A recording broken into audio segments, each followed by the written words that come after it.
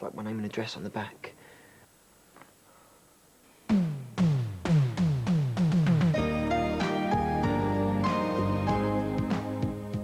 Lancashire Life in the good old days, born and bred, tonight at 8 here on BBC One.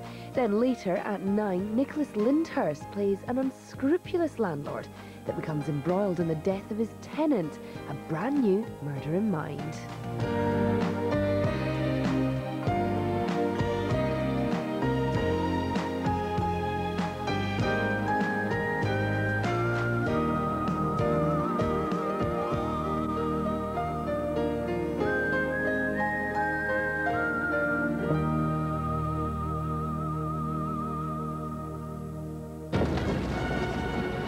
Tonight, 6:10 BBC One. 2.8 million to ditch your manager. 30 grand on her wedding dress. 3 million on flash guitars. A few thousand on trainers. 17 grand on a haircut. With more than 300 million between them, they can afford to be extreme. Silly money, serious spending, starting with Robbie. I'm rich beyond my wildest dreams! Catch the new series of Liquid Assets tonight at 8, exclusive to BBC Three. Sonia's dead. She went under a train. When a news story becomes a conspiracy. Just sex. She was a great girl. We think she was murdered. Are we sure he's worth all this? Oh, we're absolutely sure. Nothing is as it seems. What is the state of play? New drama starts next Sunday at 9 on BBC One.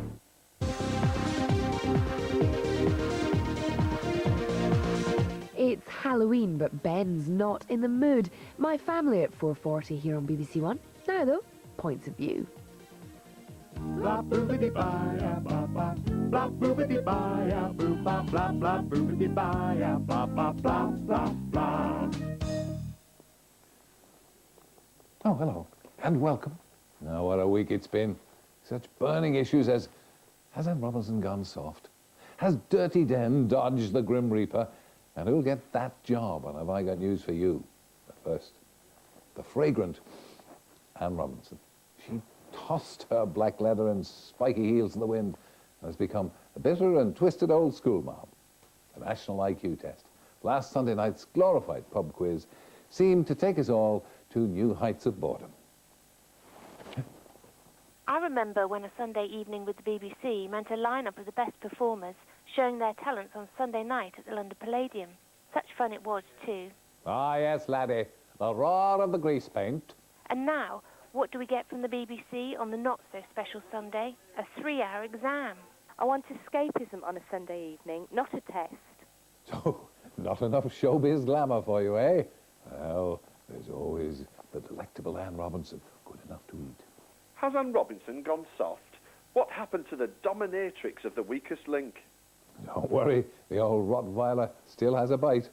Before we start, a quick recap of the rules. Remember, you need to answer all 70 questions. If you don't know the answer, then guess. Don't expect to answer all the questions correctly. You're very unlikely to, unless you're Superman, Cooperman, or Mrs. Mensa back there. And besides, if we're all that clever, there'd be no one left to go on Big Brother. Did I detect the faint glimmer of a smile playing gently on the wicked one's lips? No. Must have been a trick of the light. She still pulled them in, though. Almost 7 million of you took the test and told us about it, and this was typical. Everyone at home could take part in the quiz and not just watch others doing so. Well done again, Beeb. You have produced a very challenging show. But as many of you pondered the questions set on the National IQ test, our horse fraternity was in an uproar. Equestrian types, furious beasts when roused, and they're chomping at the bit.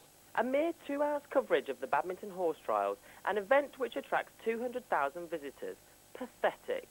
I am so disappointed that you did not show the cross-country live. Why? Is this another sport the BBC has lost? There are only 3 major equestrian events a year, yet the BBC give badminton a mere 90 minutes. Whoa! We reined in the head of programmes and planning, no less, and we demanded some answers. Grandstand is committed to covering a wide range of sports, and 3-day eventing is very much part of that mix. As well as badminton, we also cover Burley, and this year we'll be taking highlights of the European Championships. Well, with Pippa Funnell coming to the quarry and Jeanette Breakwell out on the course, we've got two of the top girls in the world on the course at the same time. We also cover Hickstead on the wider equestrian front, and next year, because it's an Olympic year, there'll be plenty of three-day eventing on BBC television. Now, I understand that maybe 5.5 million people are involved in some sort of equestrian sport, but unfortunately that doesn't translate through to the viewing figures. And at the end of the day, what I have to do is balance up the cost of coverage against the likely audience, and also bear in mind the thousands of other sports that would die for 90 minutes of terrestrial television airtime. I realise that some people aren't happy that we only did 90 minutes, and others weren't happy with the content of the 90 minutes. But having looked at the show and having looked at the schedule, I believe on balance we got it right. So you see, the BBC is always right. Now, the subject of much rumour and speculation is that job on Have I Got News for You. Friday night we heard the dulcet tones of the songbird Charlotte Church. And before that, ex-Tory leader William Hague took the seat. And the Right Honourable one certainly surprised us all with his talents, but I don't think he's about to give up the day job. Listen, just because I tell jokes doesn't mean you should have political opinions. Well, from the commons to comedy, a small step for mankind. Here at Points of View, which you're watching with some pleasure, I'd say, we're taking bets on whose posterior will enjoy the comforts of that seat on a permanent basis. You're still calling in about John Sargent and Joe Brown's love child, Martin Clunes. My top tip, and a very popular choice with you, we're still being deluged. Martin was less hypnotised by the obscure than others and injected some very funny, irreverent ad-libs. Brilliant. Stop searching. Martin Clunes is your man. So this was the infamous Who Wants to Be a Millionaire episode, finally aired on Easter Monday.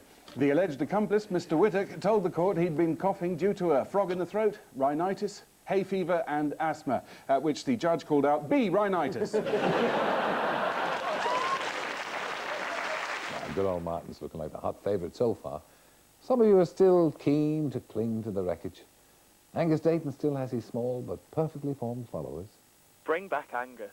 Well, Angus isn't on the list for the series, I'm afraid, but sources say we'll see such luminaries as John Sargent, Alexander Armstrong, Hugh Dennis. Sound like the cast for I'm a Celebrity, I Can't Believe It's Not Butter. And talking of celebrities, the famous Little Red Book had you all calling and emailing. It was so refreshing not to watch celebrities slapping each other on the back in last week's This Is Your Life. Well done. Sir Nicholas Winton. At last, someone's life worth showing. A really interesting subject on This Is Your Life. About time. Yes, the subject was 93-year-old Sir Nicholas Winton, the man who saved 700 Jewish children from the Holocaust. I thought it was terrific. Here's Michael and his Little Red Book. The parents of the youngsters you saved did not survive Hitler's concentration camps, but the children, spread all over the world, now have families of their own. And now, dear Nicky, you're the much-loved father figure of the largest family in the world. And some of those children whose lives you saved 64 years ago are here for you tonight.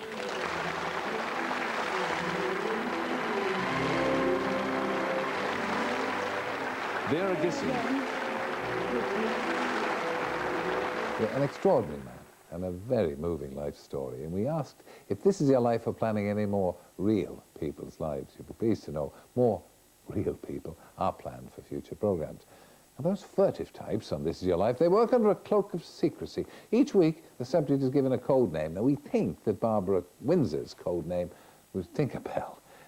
Sir Nicholas Winton, Santa. I know my own, Mickey Mouse. And the secret code name for next week's Life goes out on May the 15th. It's Cop.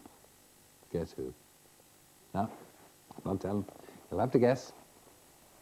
But now, foul language, crude, laddish behaviour. No, not senior BBC management on an away day. I'm talking about Servants, a Thursday night drama series set in the 1850s. Had you all talking. Let's take a look. Well, it's the hump ball, isn't it?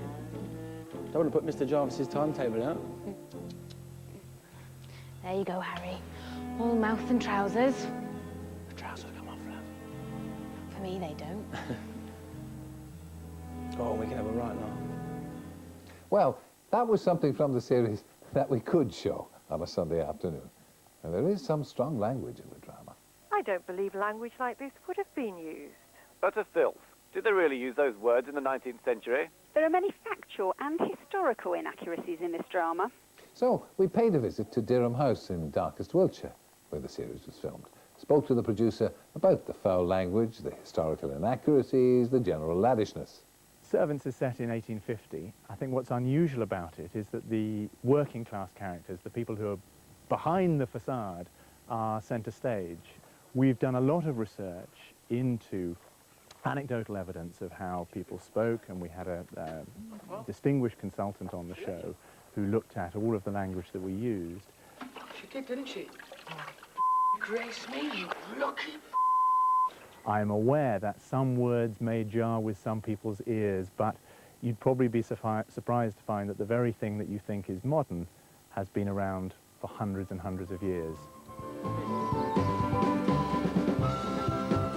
The behaviour and attitudes of the servants in our show truly reflect how some servants behaved at some times in 1850.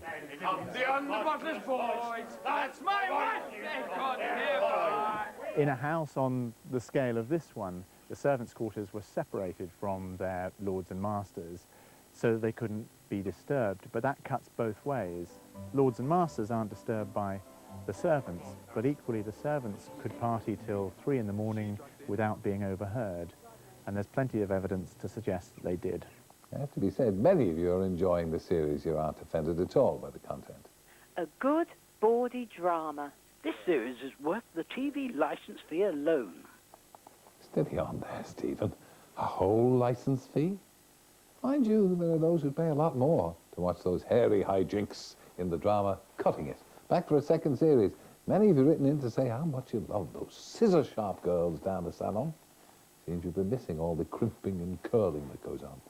Fantastic to see Cutting It back. The highlight of my week. I love Amanda Holden's character.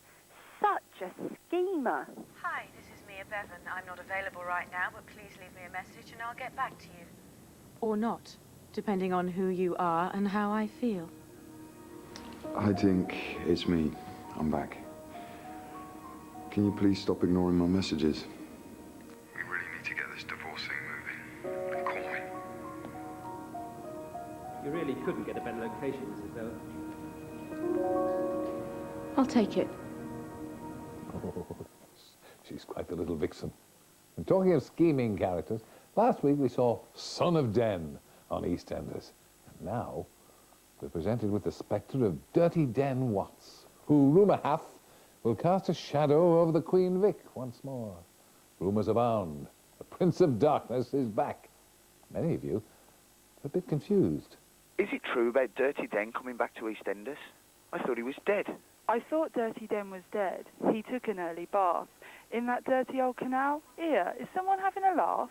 Dirty Den was shot dead on a riverbank. They're not doing the Dallas, pretending it was all a dream, are they? Dirty Den in a Dallas-style shower scene? Whatever next? Let's take a look at the Dark One's demise in 1989. Be lucky.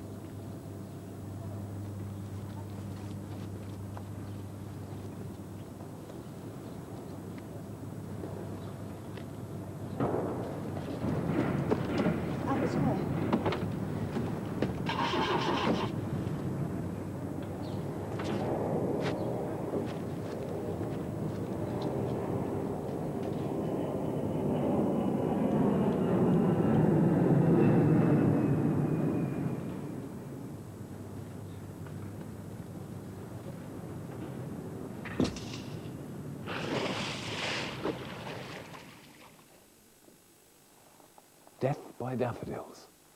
I've heard of saying it with flowers. That's ridiculous. However, one can never be too sure of one's bloomers. You think about it. Work with me on this. Den's body has never been found. So, we at Points of View got quickly onto the case, investigated further. Sources at top level reveal Den is alive and well, and will be darkening the doorsteps of Walford in September. Be nice to see the old coffin dodger again, won't it? And in the meantime, keep telling us what you think. Call us on 0121 472 7988. Email us at pov@bbc.co.uk. Write to us, POV, BBC Birmingham, B5 7QQ. Now the old Joanna Basher, Jules Holland, still hanging on in there with various hootenannies. Last week he provided a veritable cornucopia of musical talent. Jules Holland's Spring Hootenanny was the best music show on television for a long time. Brilliant, brilliant, brilliant. Craig David was fantastic on Jules Holland. Can we have some more of him, please? Well, lots of calls on this one. You only have to ask. So here's Craig David on Jules' Spring Hootenanny. Now, I'm giving young Nicky Campbell the run of the place for a couple of weeks, so keep an eye on him for me, will you? I just wanna taste you, baby girl. Oh, ha. I got a little something to say up in here. Check it, yo. I met this black girl in the club, went by the name of Pecan Deluxe. This ice cream was high maintenance. When I took her out, nearly cost me $20. Met the chick named One Up with Lenny, made me sick to the point of throwing up. So I called chocolate chip with a sweet toffee crisp, and I still can't get enough. You what I want, come on, you what I need. I wanna taste you, take you home with me, girl. You look so good, good enough to eat. I wonder if I could peel your wrapper, baby.